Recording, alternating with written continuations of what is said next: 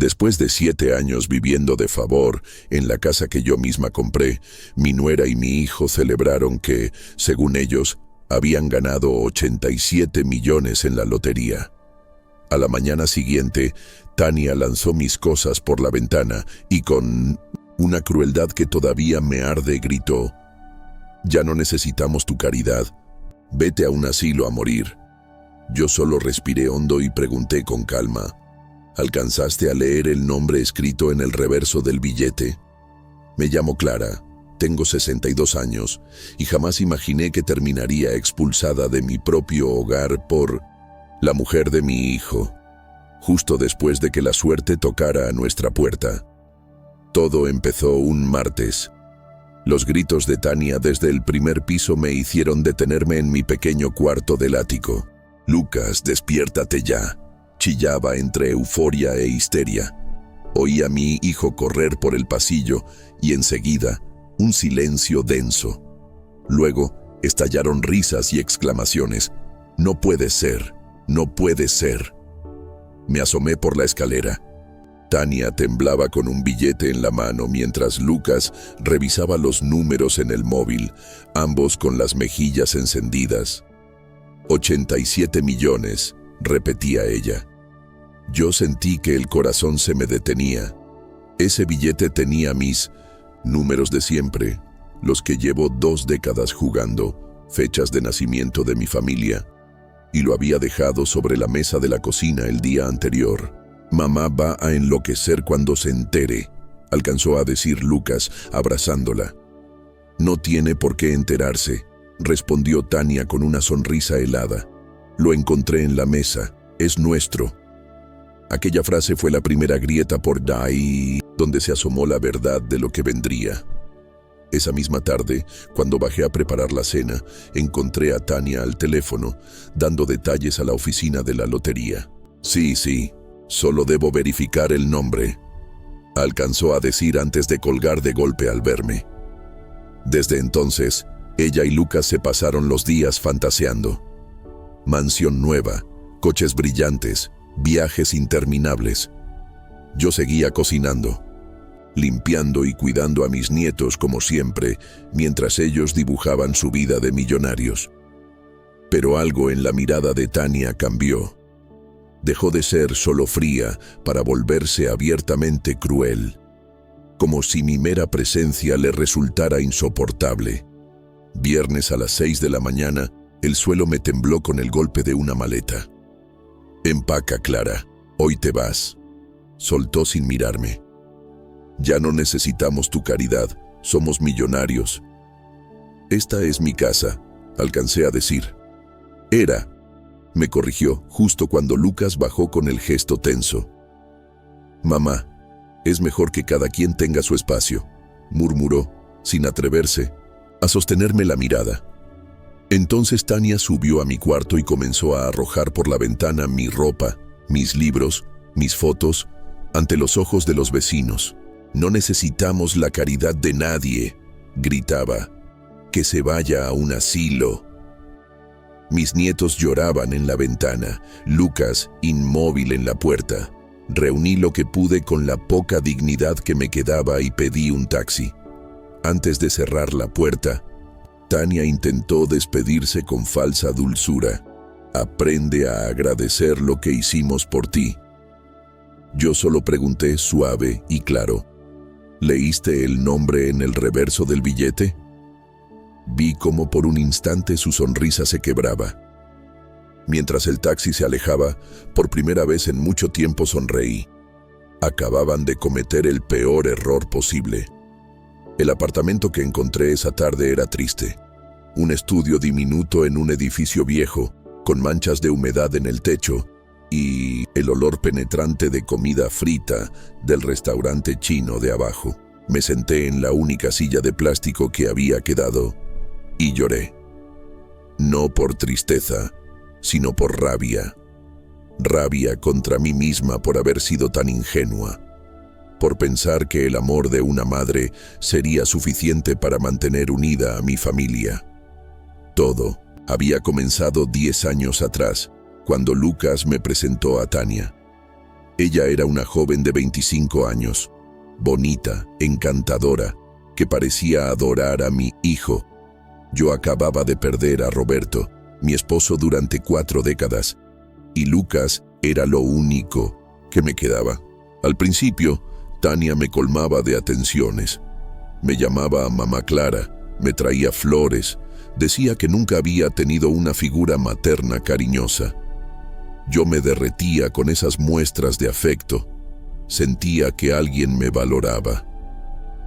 Cuando se casaron, 2 años después, Tania insistió en una boda sencilla para ahorrar dinero para la luna de miel. Como siempre, yo cubrí los gastos: vestido, flores, banquete. Creía estar ayudando a mi hijo a ser feliz, pero pronto aparecieron los primeros comentarios venenosos. «Esta casa es demasiado grande para ti sola, Mamá Clara. Podrías venderla y mudarte a algo más pequeño». Yo me resistía. Esa casa estaba llena de recuerdos con Roberto y con mi hijo. No quería desprenderme de ella, pero la vida dio un giro. Meses después de la boda, Lucas perdió su empleo y poco después, Tania fue despedida de la oficina contable. Una noche llegaron con maletas en mano y rostros derrotados. «Mamá, perdimos el apartamento», murmuró mi hijo evitando mirarme. «Será solo por un tiempo, hasta que encontremos trabajo otra vez», agregó Tania. Los recibí en la recámara de huéspedes creyendo que sería algo temporal.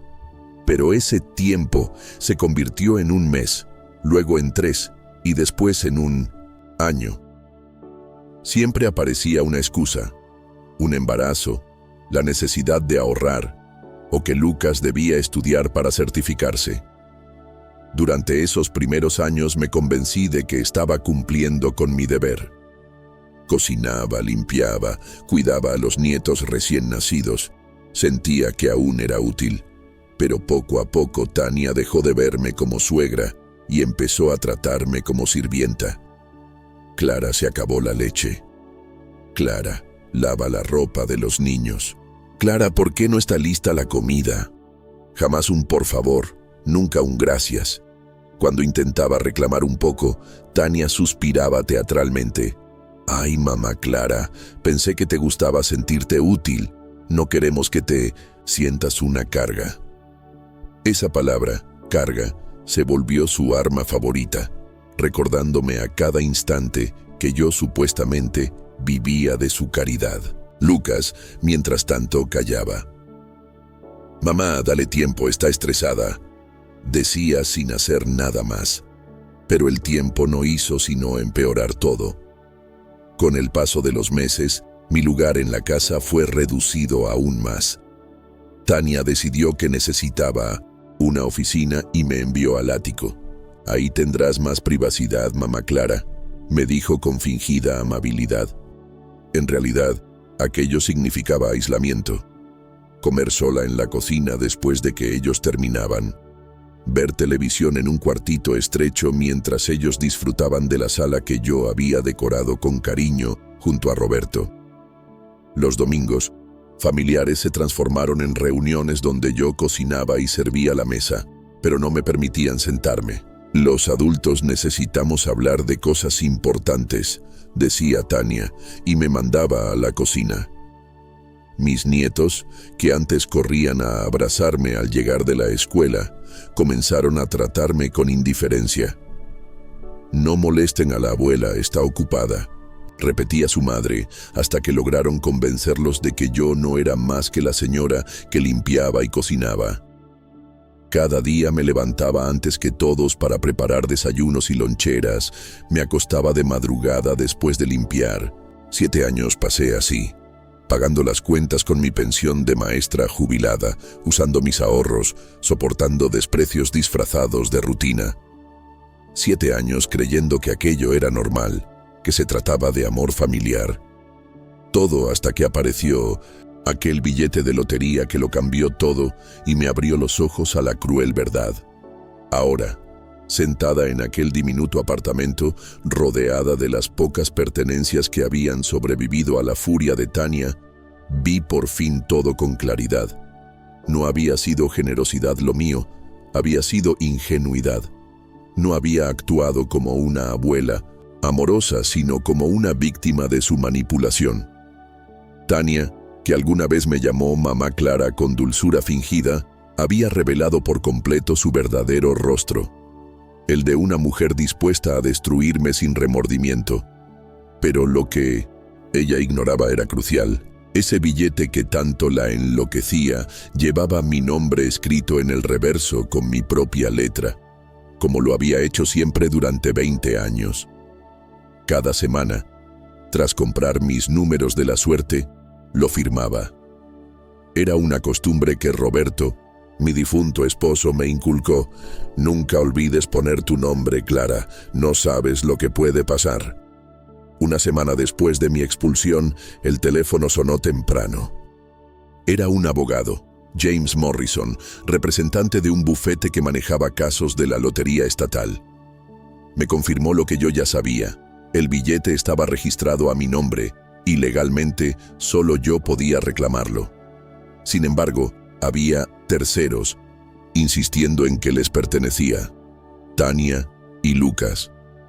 Sonreí por primera vez en días. El juego apenas comenzaba.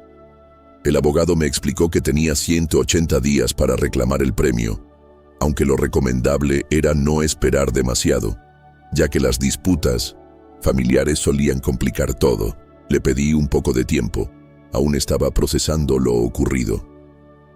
Recuerde, señora Mendoza, solo usted puede reclamar legalmente ese dinero, me insistió antes de despedirse. Me quedé mirando por la ventana sucia de aquel estudio, viendo a la gente ir y venir como si nada hubiera cambiado, mientras yo sentía que el mundo entero se había puesto patas arriba. 7 años había soportado sentirme invisible, inútil, una carga.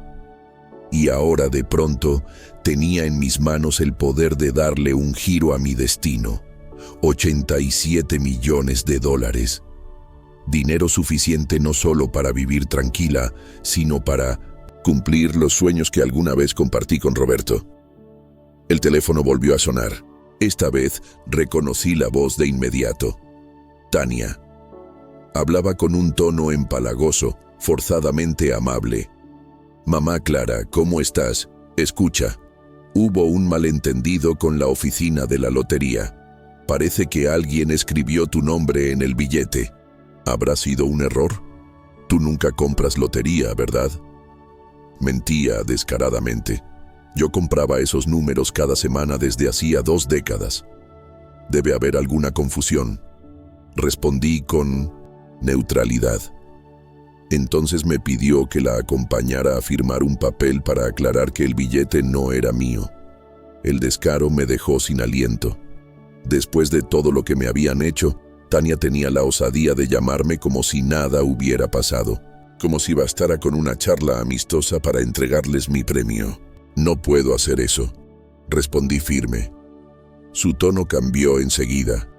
La dulzura fingida se desmoronó y salió a flote su verdadera voz, fría y venenosa. Clara, no seas ridícula. Ese dinero no te corresponde. Has vivido de nosotros 7 años. Lo mínimo que puedes hacer es devolvernos el favor. La ironía me hizo casi reír. ¿De ustedes? Yo pagué cada cuenta de esa casa con mi pensión, Tania. Cada comida, cada servicio, cada gasto de tus hijos. Se hizo un silencio tenso antes de que volviera a atacar. Si no cooperas, esto se pondrá feo. Tenemos abogados. Podemos demostrar que el billete se compró con dinero de la casa. Otra mentira descarada, pues ni Lucas ni ella habían puesto un centavo en años. Al ver que no cedía, su tono se quebró. Por favor, Clara, somos familia. Esa palabra me dolió más que sus amenazas. Las familias no arrojan a sus madres por la ventana, respondí con amargura. Las familias no llaman carga a quien las mantuvo durante años. Tania guardó silencio y entonces con voz más baja preguntó, ¿qué quieres? ¿Dinero? ¿Una disculpa? ¿Una parte del premio? Yo solo repetí la misma pregunta que había dejado clavada en su conciencia. ¿Leíste el nombre en el billete, Tania? Del otro lado de la línea, Tania guardó un silencio pesado antes de admitir con voz apagada. Sí, lo leí. Le pedí que me dijera cuándo lo había visto. El mismo día que lo encontré en la mesa, confesó tras una pausa larga. Y aún así, decidió apropiarse de algo que nunca le perteneció. Trató de justificarse diciendo que pensó que quizá yo lo había comprado como un regalo para ellos. Otra mentira más. No voy a firmar nada, le dije tajante. Ella intentó convencerme con promesas. Una casa enorme, una suite independiente para mí, incluso con cocina propia, como si fuera una perrera de lujo en el patio trasero. Qué generosa, pensé con sarcasmo antes de colgar. Aquella noche dormí profundamente por primera vez en años. Soñé con Roberto, con los planes que nunca pudimos realizar. Viajes, una casita junto al mar, tardes enteras leyendo juntos. Al despertar, supe lo que debía hacer. Pero antes de contarles mi decisión, hay algo que debo confesar. Desde el instante en que escuché a Tania gritar de alegría aquella mañana, yo ya sabía lo que estaba pasando y decidí callar, porque quería ver hasta dónde eran capaces de llegar mi hijo y su esposa cuando pensaran que la suerte estaba de su lado. Yo quería comprobar si mi hijo, aquel niño que crié con tanto amor y valores, tendría la dignidad de defenderme cuando su esposa decidiera echarme a la calle. Quería ver si aún quedaba un resquicio de humanidad en esas personas que se hacían llamar mi familia. La respuesta fue devastadora. No. Pero hay un detalle que aún no les había contado. El lunes, un día antes de comprar el billete ganador, ocurrió algo que me rompió el corazón. Era el cumpleaños número 10 de mi nieta Emma. Durante semanas, había guardado parte de mi pensión para comprarle una bicicleta rosa, la de sus sueños, aunque costaba casi todo lo que me quedaba después de cubrir los gastos de la casa. Esa mañana me levanté temprano, decoré la cocina con globos, preparé panqueques con fresas y escondí la bicicleta envuelta en papel dorado en el garaje. Cuando Emma bajó, corrió a mis brazos emocionada. «Abuela, es mi cumpleaños». Yo estaba a punto de mostrarle su regalo cuando Tania apareció con su sonrisa helada. Le dijo a su hija que este año celebrarían con responsabilidad, sin regalos caros. Luego, mirándome con frialdad, añadió: «La abuela seguramente te compró algo sencillo, un libro tal vez». La ilusión de mi nieta chocó con esa mentira y, cuando confesé que le había comprado la bicicleta, la expresión de Tania se transformó en furia contenida. La sonrisa fingida de Tania se borró de golpe. «¿Una bicicleta?», repitió con voz cortante. «Clara, hablamos de esto.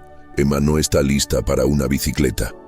Mi nieta, radiante, saltaba de emoción. «Mami, siempre quise una». Pero Tania, con tono autoritario, la mandó a su cuarto. Cuando la niña se fue, se acercó a mí y susurró con veneno: «¿Cómo te atreves? ¿Quieres hacerme quedar como la mala madre? Siempre intentas comprar el cariño de los niños para ser la abuela favorita». Yo intenté explicarle que solo quería darle felicidad a Emma en su día, pero no quiso escuchar. «Devuelve esa bicicleta», me ordenó con frialdad. Me quedé inmóvil, incapaz de creer lo que escuchaba. ¿Y qué le digo a la niña? Dile que cambiaste de opinión, que prefieres enseñarle a no esperar cosas materiales, sentenció. Esa tarde tuve que devolver el regalo y con el corazón hecho pedazos decirle a mi nieta que no recibiría la bicicleta que tanto había soñado. Emma trató de ser fuerte, pero su vocecita quebrada me atravesó. «Está bien, abuela Clara, entiendo». Sabía que no entendía nada. Esa misma noche, agotada de tanto desprecio, entré a la tienda de la esquina y compré un billete de lotería. No por fe en el azar, sino como una súplica silenciosa al destino. «Por favor, dame una salida de esta vida». Ese billete lo compré casi como un acto de desesperación, no porque creyera que ganaría, Llevaba 20 años jugando siempre los mismos números, las fechas de nacimiento de Roberto, de Lucas, de mis nietos y la mía. Números que representaban el amor de mi vida, la familia por la que había sacrificado todo. Como siempre, al llegar a casa, anoté mi nombre en el reverso y guardé el recibo de compra junto con los demás papeles, tal como Roberto me había enseñado. A la mañana siguiente, cuando escuché los gritos de Tania desde la cocina, comprendí de inmediato lo que ocurría. La vi sosteniendo mi billete como si fuera suyo, con la ambición pintada en el rostro, y decidí callar. No porque dudara de mis derechos, sino porque quería observar. Quería saber hasta dónde serían capaces de llegar cuando pensaran que tenían el mundo a sus pies. Durante una semana los vi celebrar con euforia, hacer planes grandiosos, reírse como nunca. Todo mientras yo era invisible en la misma casa que mantenía. Escuché cómo decidían mi destino con frialdad, que una carga como yo debía irse a un asilo. Mi corazón se rompió al ver a Lucas, mi propio hijo, quedarse callado, incapaz de defenderme, permitiendo que su esposa me arrojara a la calle sin remordimiento. Cuando subí al taxi, alejándome de la casa que había construido junto a Roberto y donde crié a Lucas, comprendí que mi experimento había terminado. Había comprobado, con dolor, quiénes eran realmente esas personas. Ahora era mi turno de mostrarles quién era yo. Esa misma noche, en el silencio de mi nuevo y miserable apartamento, saqué el recibo arrugado de la compra del billete. Allí estaba todo: fecha, hora, la dirección de la tienda y mi firma al viento pie.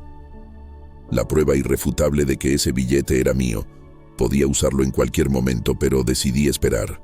Quería ver hasta qué punto serían capaces de hundirse en sus propias mentiras.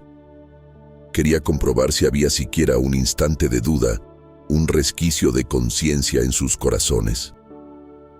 Roberto siempre me decía, antes de tomar decisiones importantes, Clara, dale a la gente la oportunidad de hacer lo correcto.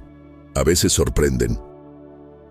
Yo estaba dispuesta a darle esa oportunidad a mi hijo y a Tania, pero conforme pasaban los días, sus acciones solo confirmaban lo contrario. No había remordimiento, no había decencia, solo avaricia, y entonces supe que pronto tendrían que enfrentar las consecuencias de sus actos. Los días siguientes fueron como ver un castillo de naipes derrumbarse lentamente. Desde mi ventana, en ese apartamento lúgubre, observaba cómo Tania y Lucas se precipitaban en su propia trampa. Empezaron a gastar dinero que ni siquiera tenían aún en sus manos. La arrogancia los había cegado por completo. El jueves por la mañana, Margaret, mi vecina de toda la vida, me llamó exaltada. Clara, tienes que ver lo que está pasando en tu antigua casa. Hay camiones de muebles por todas partes.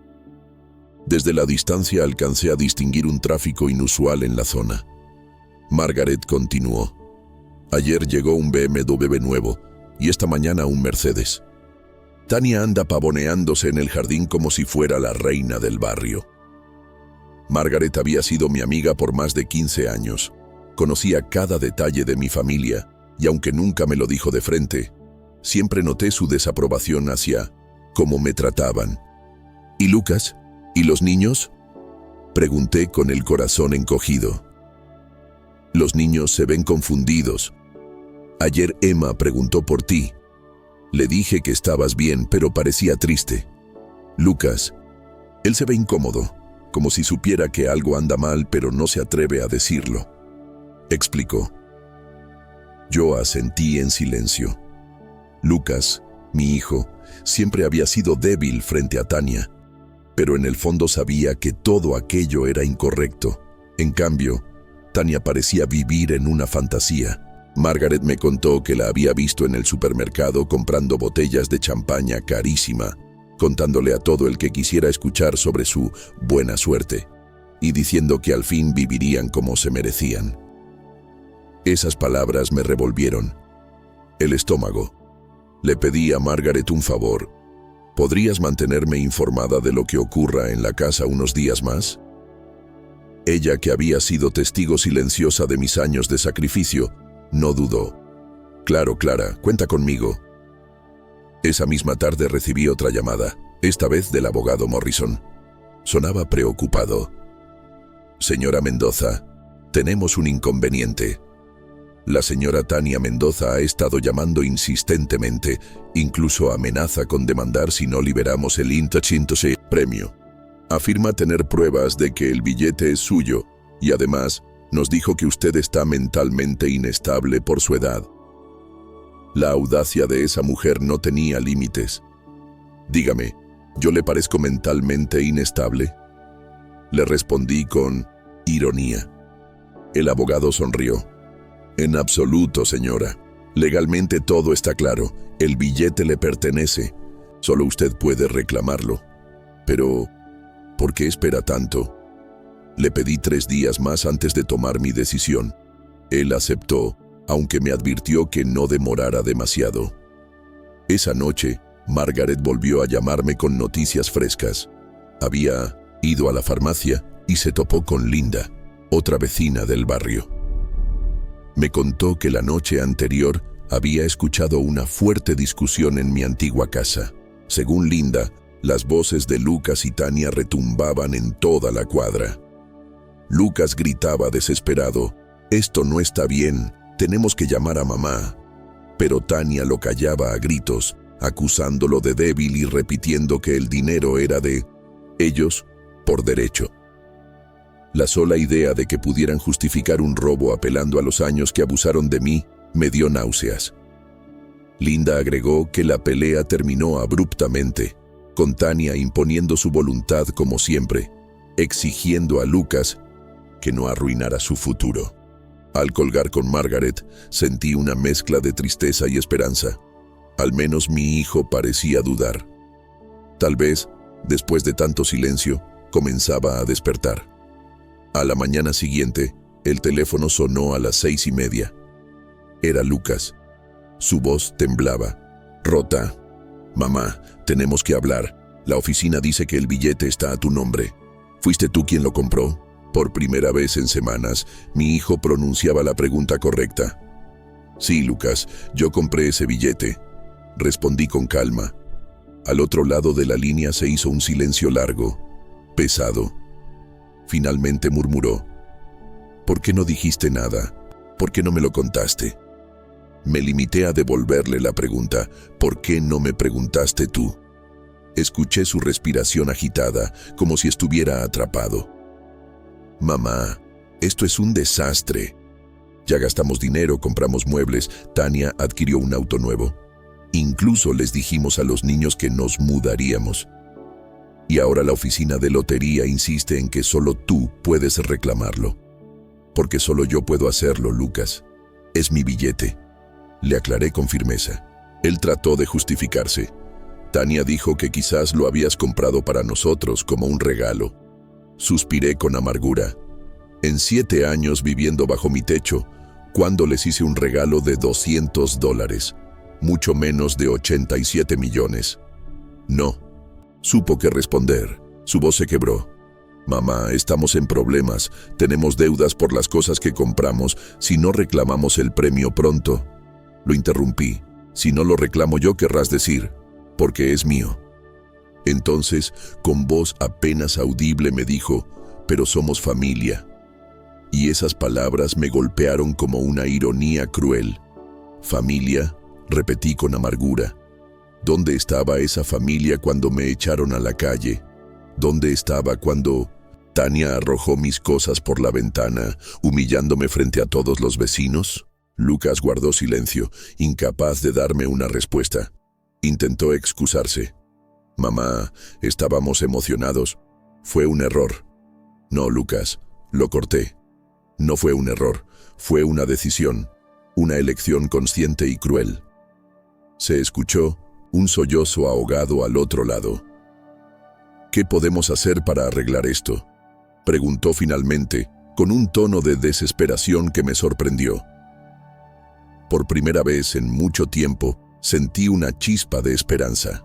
Tal vez mi hijo comenzaba a entender la magnitud de lo que había hecho. «Dime algo, Lucas», le pregunté. «¿Sabes cuánto dinero salió de mi pensión durante esos 7 años?» Hubo un silencio incómodo. «No, exactamente», admitió. «Anoche lo calculé», continué. «Entre comida, servicios, reparaciones y gastos de tus hijos, pagué alrededor de $10,000. Lucas apenas pudo murmurar un «mamá». Entonces le pregunté, «Durante todo ese tiempo, ¿alguna vez les pedí dinero? ¿Alguna vez los hice sentir como una carga? ¿Alguna vez los traté como ustedes me trataron?» La línea quedó muda. Finalmente, su voz salió temblorosa. «No, nunca». «Exacto», respondí con firmeza. «Entonces dime, Lucas, ¿crees que merezco una disculpa?»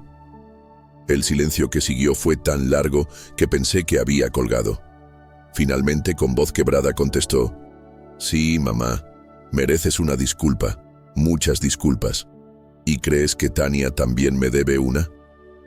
Insistí. Tras otra pausa, aceptó. «Sí». «¿Y reconoces que lo que me hicieron estuvo mal?» La respuesta llegó apagada pero clara. «Sí, estuvo muy mal». Sentí un nudo aflojarse en mi pecho. No era mucho, pero al menos era un comienzo. «Voy a reclamar el premio», le dije. «Es mi dinero y haré con él lo que considere mejor». «Lo entiendo», murmuró. «Pero antes de decidir qué haré respecto a ustedes, quiero que tú y Tania vengan a verme. Quiero que vean cómo estoy viviendo gracias a sus decisiones». «Por supuesto, mamá». «¿Cuándo?» «Mañana a las 2 de la tarde», respondí. «Y más les vale que vengan dispuestos a decir toda la verdad, porque después de mañana no habrá más oportunidades». Colgué. Me quedé mirando por la ventana sucia de mi apartamento y respiré hondo. El día siguiente sería el momento de la verdad. El sábado, a las 2 en punto, escuché pasos lentos subiendo la escalera hacia mi apartamento. Lucas apareció primero. Tenía ojeras profundas y la ropa arrugada, como si no hubiera dormido en días. Al entrar, miró alrededor con incredulidad. «Dios mío, mamá, ¿has estado viviendo aquí estas 2 semanas?» murmuró, conmovido por la silla de plástico, la cama individual y la mancha de humedad en el techo. 5 minutos después, llegó Tania. Entró con esa expresión de superioridad que también conocía, aunque sus ojos recorrieron cada rincón, evaluando el lugar con rapidez. «Bueno, esto es acogedor», comentó con voz fingidamente alegre, sentándose en mi cama. Lucas permaneció de pie junto a la puerta, nervioso, como si quisiera escapar. Tomé aire y hablé con calma. «Quiero que sepan que ayer fui a la oficina de la lotería y reclamé el premio». La cara de Tania se iluminó de inmediato. «Perfecto. ¿Cuándo vamos al banco para retirar el dinero?» La interrumpí. «El dinero está en mi cuenta, solo en mi cuenta». Su sonrisa se borró de golpe. Lucas trató de suavizar. «Claro, mamá, es tu dinero. Pero pensamos que podríamos llegar a un acuerdo familiar». «¿Un acuerdo familiar?», repetí con calma, levantándome de la silla. Durante 7 años, los únicos acuerdos familiares los hice yo: pagar las cuentas cuando ustedes no tenían empleo, cuidar a sus hijos, cocinar y mantener la casa. ¿Y así me lo agradecieron?». Lucas intentó responder, pero lo callé con la mirada. Tania se movió inquieta sobre mi cama y con su tono falso dijo, «Clara, sé que las cosas se pusieron tensas, pero podemos empezar de nuevo. Con el dinero del premio podríamos comprar una casa enorme donde todos vivamos cómodos». Me acerqué un poco más y la miré directo a los ojos. «¿Tú crees que olvidé cuando arrojaste mis pertenencias por la ventana? ¿O cuando gritaste a los vecinos que me fuera a morir a un asilo? ¿O cuando durante años me llamaste una carga?». Tania intentó excusarse. «Estaba molesta, la gente dice cosas cuando está enojada». «No, Tania», respondí con firmeza. Eso no fue un arrebato. Fue la verdad saliendo de tu boca. Lucas dio un paso hacia mí. Mamá, estamos aquí porque queremos arreglar esto. Dinos qué necesitas que hagamos. Me senté nuevamente y lo miré con dureza. Lucas, dime por qué guardaste silencio cuando tu esposa me humillaba. Él bajó la cabeza y murmuró, porque fui un cobarde y porque me acostumbré a que siempre resolvieras nuestros problemas. Sus ojos se llenaron de lágrimas mientras añadía, y porque dejé que Tania me convenciera de que tú eras una carga, cuando en realidad éramos nosotros quienes dependíamos de ti. Era más sinceridad de la que había escuchado de mi hijo en años. Entonces volví mi mirada hacia ella. ¿Y tú, Tania? ¿Qué tienes que decir? Por un instante pensé que finalmente mostraría honestidad, pero solo repitió sus viejas excusas. Sé que a veces soy intensa, pero todo lo hice por el bien de mi familia. Quería que Lucas fuera independiente, que no dependiera de su madre. Sacudí la cabeza. Mentiras, Tania.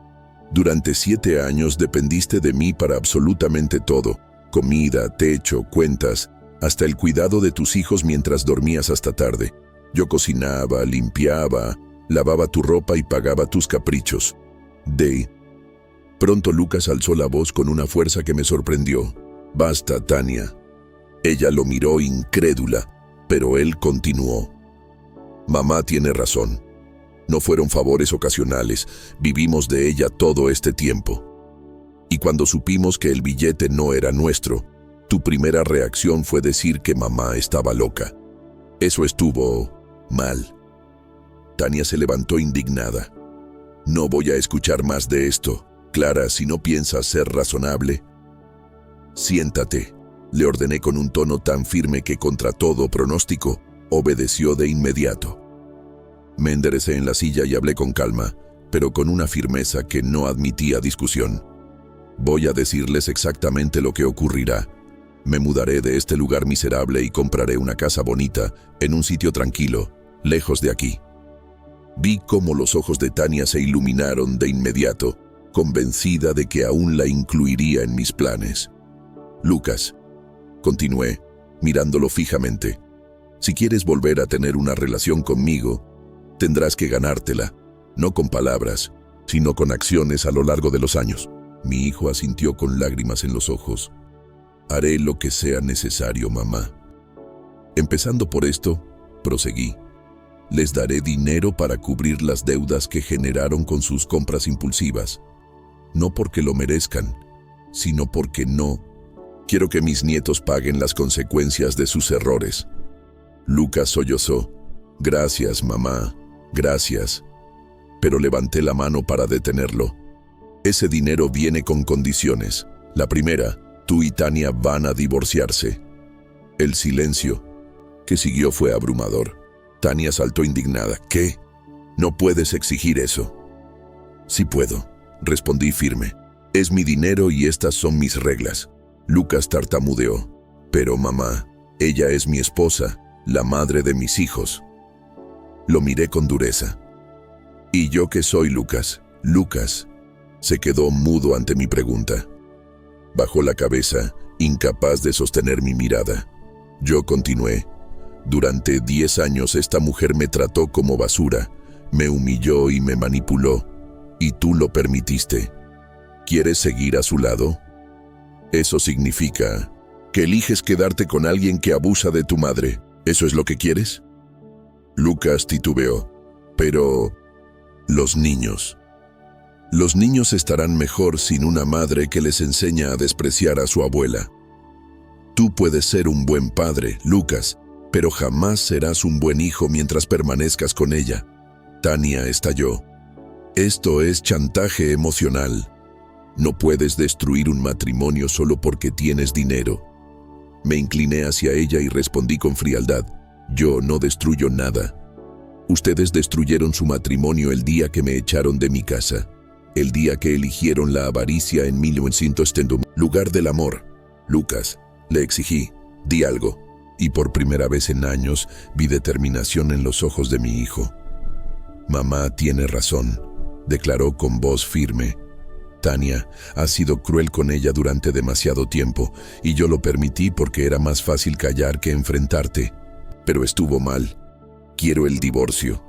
Tania nos miró como si el mundo se le derrumbara. Con furia gritó: «Esto no termina aquí. Pelearé por la custodia y por la mitad de todo lo que tengamos». Yo respondí con calma: «Hazlo, pero sin mi dinero». Ella salió dando un portazo, dejándonos en un silencio pesado. Lucas, con lágrimas en los ojos, me preguntó: «¿De verdad me vas a ayudar, mamá?». Lo miré con ternura y firmeza a la vez. «Sí, Lucas, te voy a ayudar, pero no para seguir siendo el hombre débil que fuiste, sino para que recuperes la dignidad y seas un buen padre para mis nietos. Nunca más permitiré que alguien me trate como lo hicieron ustedes». Pasaron unos meses y mi vida dio un giro que jamás hubiera imaginado. Compré una casa pequeña cerca de la costa, con un jardín sencillo y una terraza donde podía ver el atardecer. No era una mansión, pero era mía, un lugar en paz después de tantos años de humillación. Lucas comenzó a visitarme cada 2 semanas con los niños. Había conseguido la custodia tras demostrar que Tania no era apta para criarlos sola. Intentó en los tribunales acusarme de manipularlo, pero sus mentiras no prosperaron. Nuestra relación, aunque marcada por las cicatrices del pasado, comenzó a sanar poco a poco.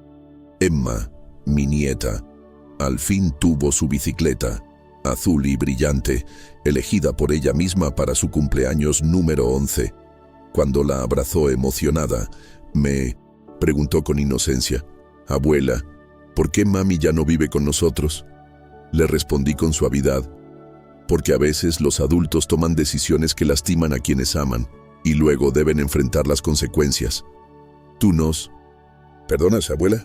Y susurró: «A ti no hay nada que perdonar, mi amor, y a tu papá estamos trabajando en ello», le dije acariciando su cabello. Esa noche, al acostarme en mi propia cama, en mi propia casa, pensé en Roberto y en sus palabras: «Un día tendrás que aprender a ponerte a ti misma primero, Clara». Me tomó 62 años, pero finalmente lo hice. Y por primera vez en décadas me sentí en paz. Mi nueva vida se fue llenando de pequeños detalles que antes parecían imposibles. Me levantaba temprano para escuchar el sonido del mar, cuidaba mis plantas en el jardín y algunas tardes simplemente me sentaba en la terraza con un libro, disfrutando de la tranquilidad que tanto había anhelado. Lucas, poco a poco, empezó a mostrar cambios reales. Se esforzaba por ser un padre responsable y me pedía consejos, algo que hacía años no sucedía. Cada vez que venía con los niños, lo notaba más humilde, más consciente del daño que había permitido. Y aunque nuestras heridas no sanaban, de un día para otro, había un camino de reconciliación que yo estaba dispuesta a recorrer, siempre y cuando las acciones acompañaran a las palabras. Los niños, especialmente Emma, eran mi mayor alegría. Me abrazaban con fuerza, llenaban mi casa de risas y me recordaban que todavía había amor verdadero en mi familia. Una tarde, mientras pedaleaba en su bicicleta azul, Emma me gritó: «Mira, abuela, sin manos». Su felicidad era el mejor regalo que podía recibir. Y en ese instante comprendí que todo el dolor, todo el sacrificio, había tenido un propósito: enseñarme a valorar mi propia dignidad. Ya no era la mujer que se dejaba pisotear en silencio. Era Clara Mendoza, una mujer que aprendió, aunque tarde, que el amor verdadero empieza por respetarse a uno mismo. Con el tiempo, las noticias sobre Tania dejaron de sorprenderme. Intentó pelear en los tribunales por la custodia y por dinero, pero perdió una y otra vez. Su arrogancia la había cegado al punto de creer que podía manipular jueces como lo hacía conmigo. Cada derrota suya era un recordatorio de que la verdad, tarde o temprano, siempre sale a la luz. Lucas, por su parte, parecía liberado de una cadena invisible. Me confesó en una de nuestras conversaciones que durante años había vivido bajo el control de Tania, incapaz de oponerse a su carácter dominante. «Me equivoqué, mamá», me dijo con lágrimas. «Elegí el silencio porque era más fácil, pero lo fácil nos destruyó». Yo lo escuché en silencio, dejando que sus palabras encontraran eco en la habitación.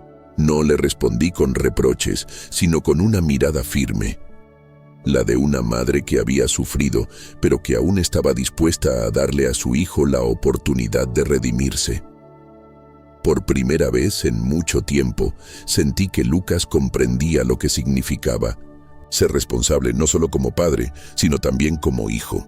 Ya no podía devolverme los años de humillación, pero sí podía demostrarme, día a día, que estaba dispuesto a cambiar. El dinero de la lotería me permitió vivir sin preocupaciones, pero más allá de lo material, me dio libertad.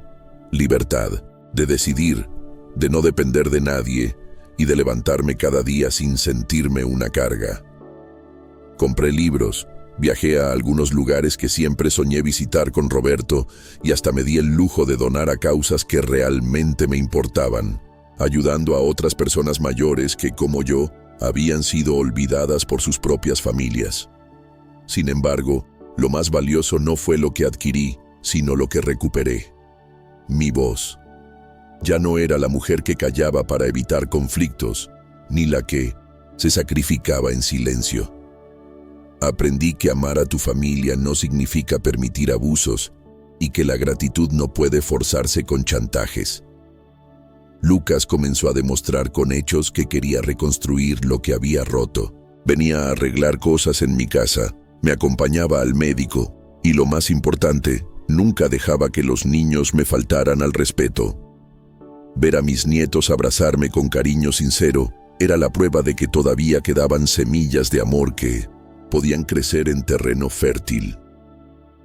Cada atardecer en mi terraza, mientras el cielo se teñía de colores dorados, le agradecía a Roberto en silencio por su consejo de tantos años atrás.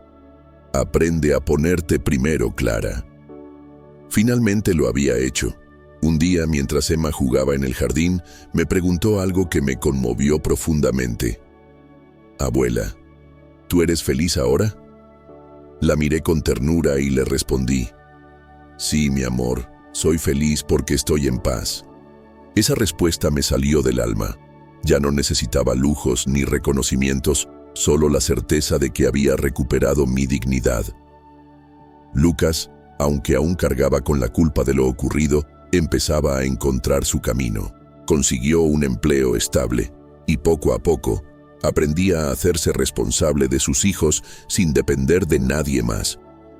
Lo veía luchar, equivocarse y volver a levantarse. Y aunque el dolor de su traición nunca desaparecería del todo, sentía orgullo al verlo intentar ser mejor. De Tania supe poco. Algunos rumores decían que vivía en un departamento modesto, sin lujos, peleando por mantenerse, pero yo ya no pensaba en ella con rencor. Comprendí que la vida se encarga de poner a cada uno en el lugar que le corresponde, y que su ambición había sido su propia ruina. Por primera vez en décadas, mi vida giraba en torno a mí, a mis sueños y a las risas de mis nietos, y entendí que a veces las peores heridas pueden transformarse en las más grandes lecciones. Hoy, al mirar hacia atrás, me doy cuenta de que la lotería no fue el verdadero premio. El verdadero regalo fue recuperar mi vida, mi voz y mi dignidad. Pasé 7 años viviendo como una sombra en mi propia casa, soportando humillaciones disfrazadas de cariño. Pero la vida, con su manera peculiar de actuar, me dio la oportunidad de empezar de nuevo. Ahora tengo un hogar donde reina la paz, una familia más honesta, aunque imperfecta, y la certeza de que nunca más permitiré que nadie me trate como una carga. Mis nietos me devuelven la alegría cada vez que corren a abrazarme, y Lucas, con sus errores y aciertos, me demuestra que aún queda esperanza en él. De Tania solo guardo un recuerdo, el recordatorio de lo que significa dejar que la avaricia y la crueldad gobiernen la vida. Ella perdió mucho más que dinero. Perdió la oportunidad de tener una familia real. Y yo, Clara Mendoza, a mis 62 años, finalmente aprendí la lección que Roberto me advirtió, que primero debo amarme y respetarme a mí misma. Hoy lo hago con orgullo, porque entendí que, aunque me quisieron expulsar como si fuera nadie, sigo aquí, más fuerte, más libre y más viva que nunca.